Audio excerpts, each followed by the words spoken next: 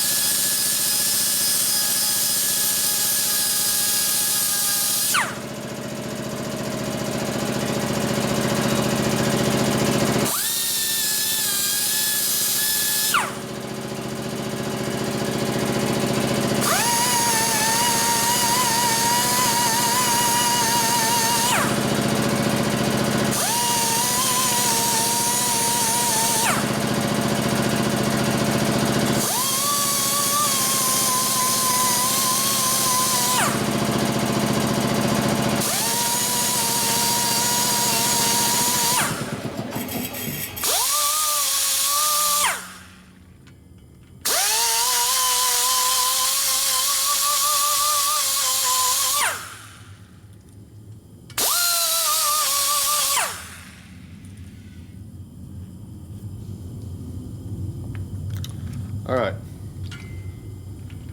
basically what you do is you move your cutter around a lot, going back and forth. There's the camera view out. And when you feel a high spot like this in my hand, you feel the two low spots, you just keep concentrating on this high spot until you can move your cutter at a nice even angle like this, a radius, and not dig in. If it digs in, then you let the high spot, you keep working on it, you kind of feel your grinder, and pull it back a little bit. So when your grinder starts bouncing up like this, going over a high spot, you keep working on that area until it goes nice and even side to side or up and down. You just kind of wiggle around all over the place. You're in all different angles. You do 45 degree, you do in and out, you do side to sides. You know, you just sweep the whole area. So it's just like sanding a body on a car. You just got to find the high spot and stay on the high spot. Try not to make the low spots lower. That's always the fun part. So basically we got this one here where you can see it now. Camera out of my way here a little bit. So you can see how it's all radiused up into there cleanly. You got a little bit of a high hump right here to take out. We just lightly blend the edge over here on this other side. Can't really see. And then through here, we did a lot of cutting all through here to make a nice even radius. You see how my finger just kind of follows the bowl right around.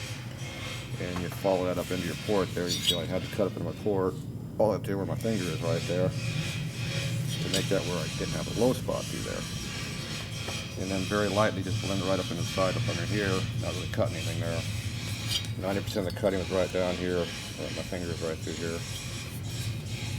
So yeah, that's how you get it roughed in. Now you come around there with your finer cutters, which would be these things like this one. And where's my real fine one? And then you got this one there, which is a pretty dull cutter. More of a smoothing cutter than a cutting cutter. And then I got my tapered one here for the more straight areas to make it more straight. This one here is harder to make it straight because it's full round. This one here has a larger radius, so it makes it more round, more flat.